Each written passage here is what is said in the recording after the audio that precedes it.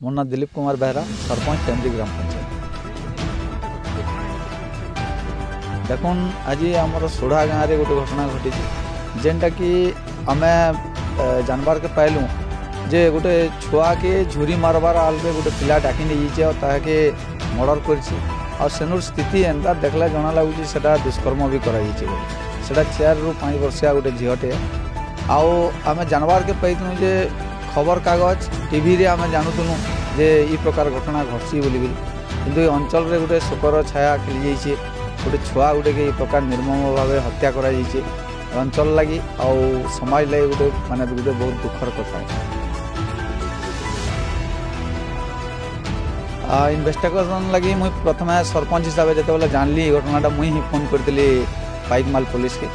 आपरे सियाड़ू सब माने एसडीपीओ पुलिस टीम आसन और इन्वेस्टिगेशन ठीक चली बोलिकी लगुच आम इनू अच्छू इन्वेस्टिगेशन सरवार पर ही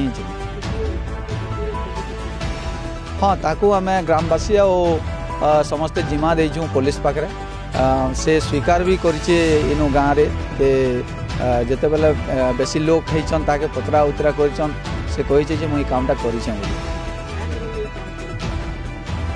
सेंता किसी आमे तो नहीं जानी से ताकर घरे रहूला आ काम कला पर ताकर जेन हत्या होइछे तार पर से ताकर घर के भी जाइतिला आ से छुआटा हजी जाइछे बोली से कहूला बोली आमे सुनवार के कही। देखुन ये घटना तो मुझे जिते बेले जानली 2:30 बजे आ 3 बजे आड़े फोन कली 4 बजे आड़े पुलिस पहुँचली आ सेतकी बेलू इन्वेस्टिगेशन चली राति 12:30 1 बार बोलिक आम खबर पाऊँ। वर्तमान टाइम है 9:45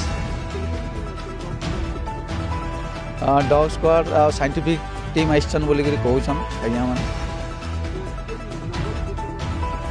यहाँ हूँ आमर सोढ़ा रू पलसदा रास्तार गोटे साइड रे जंगल अच्छे सेटा पठारी डुंगरी कहसन आ से जगह के जेन जगह स्पॉट होती माने डेथ होती से जगहटा लुहरा घर पटेल बोली कहसन।